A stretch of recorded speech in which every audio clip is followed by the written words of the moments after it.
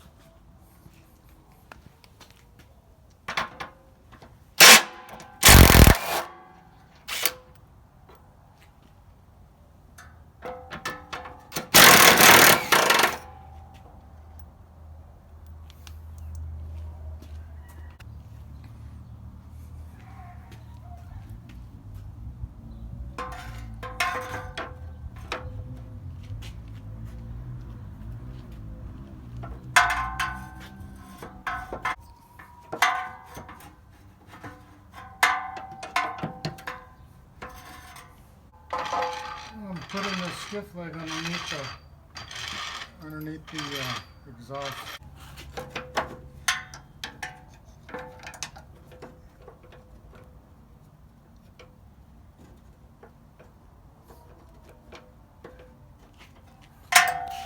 There's only one clip. Now, come on.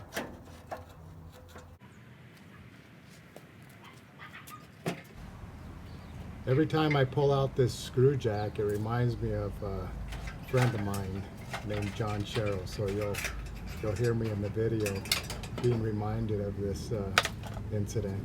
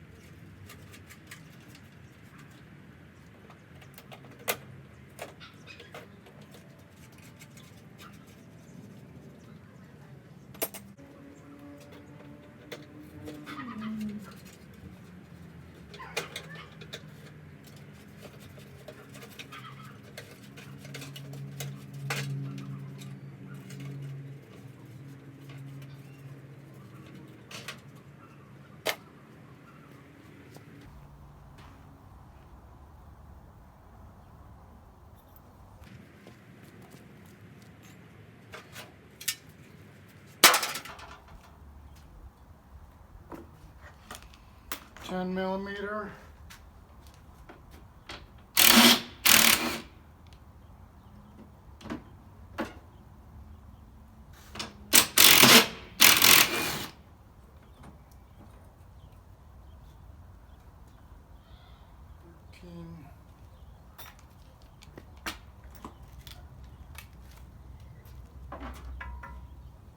Extension.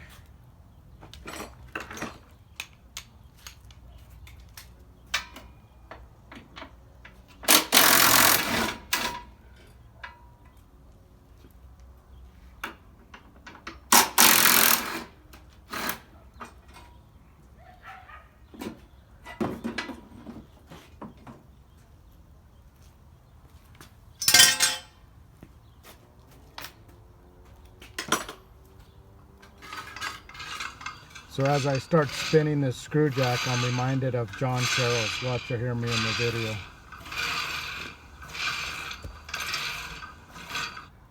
Remember when John Sherrill got his face smacked by this thing hit him in the chin. Right here. Yeah. Slapped him in the face. It wasn't funny.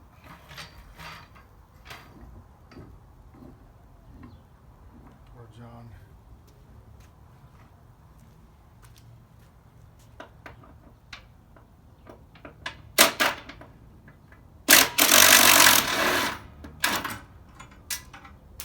Remember that, John Sherrill? I'm gonna have to send him to watch this video.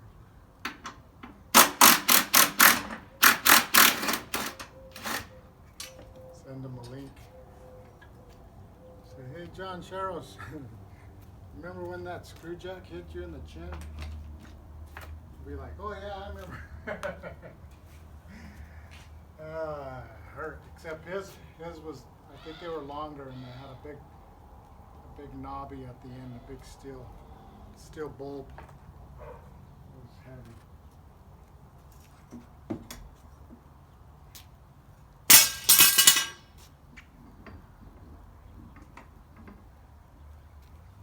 Cut that right there.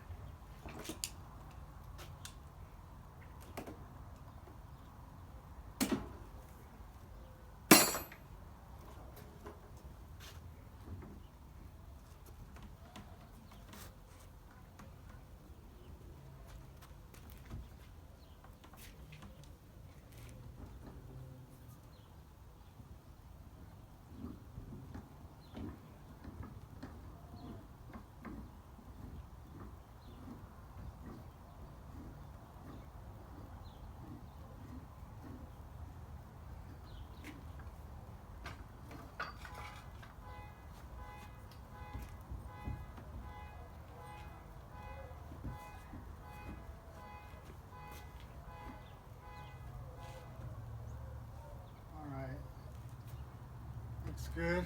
That should give me room to inspect it.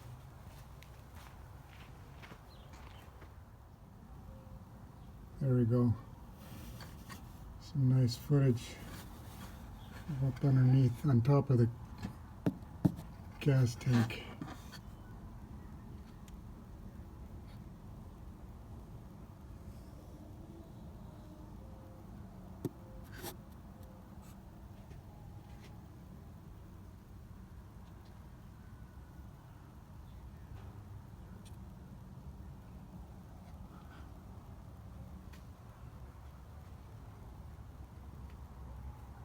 All right. Let's see if I can get that canister off of that tank. All right, here's a look at the charcoal canister. I got to get this valve out right here. Probably spins out somehow. I just haven't figured that out yet.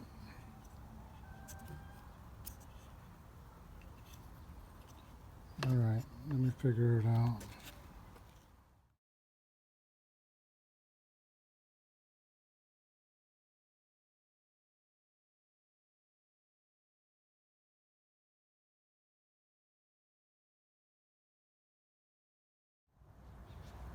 All right, I got this valve out, and I got the replacement side by side.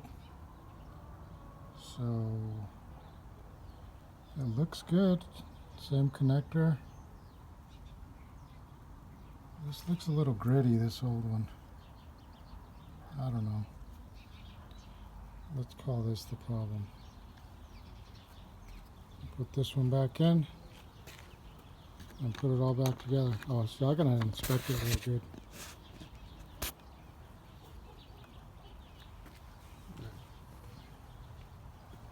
We'll get that done.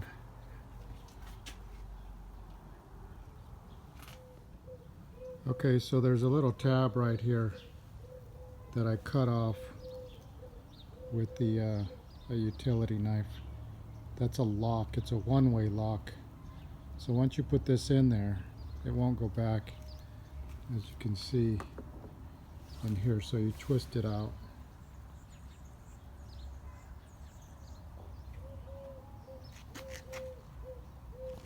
So you can see, let me see if I can move it. You can see it better.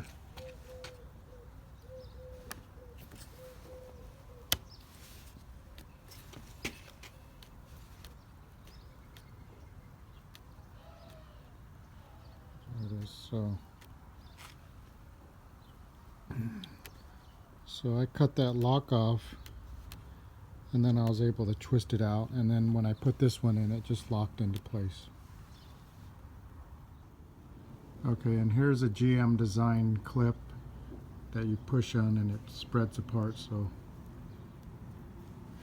you have to push it in there and it spreads it apart.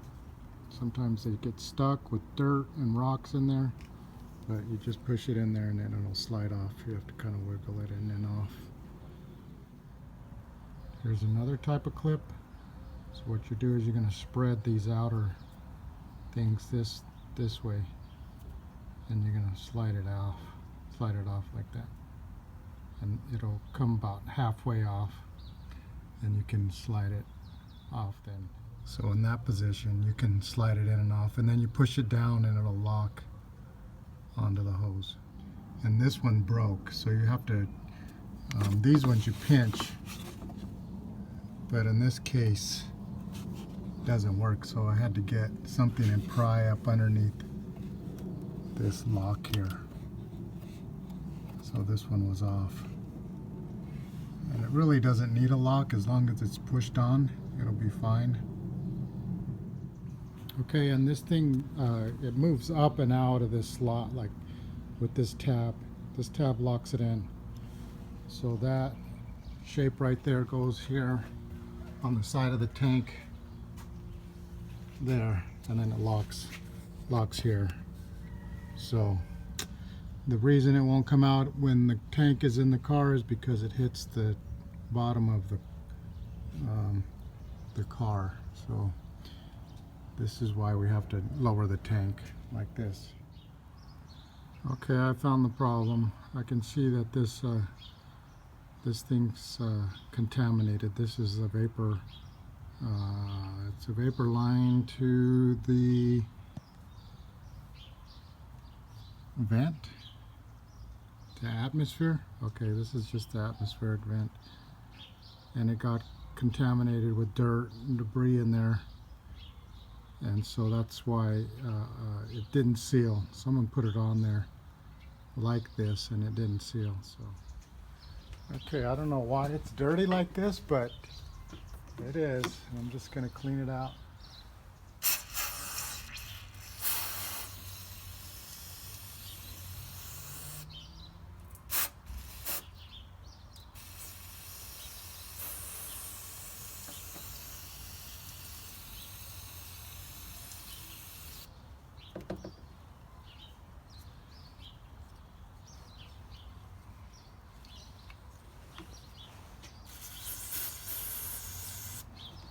Alright, I'll lubricate it with some WD-40.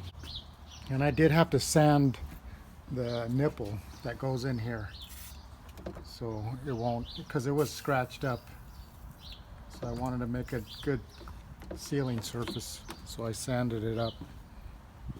There, this should go back together and be fixed. So it attaches here. Oops.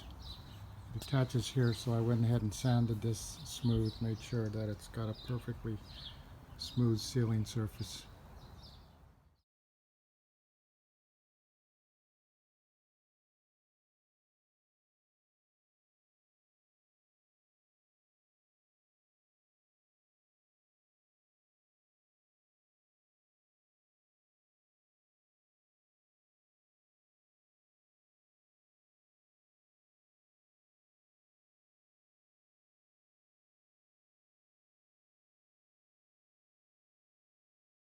Just to recap on this thing, let me see if I can go through it. Came in with a 442 small evap leak detected, and what I did is I replaced these three parts: the purge valve, the vent valve, and the gas cap. And then I inspected the whole system. I even took the gas tank down to look at all the hoses, everything I put my eyeball on. And I found a hose that was contaminated with dirt and grit, and I cleaned that out and put those parts in. So, and then I retested it with my little handheld scanner. I was able to read the readiness monitors, and I could see that the evap system had completed its test, so it passed. So I was satisfied with that. So that means no check engine light for an evap code. That's what I'm after. Evap system complete. So there, I know it's fixed.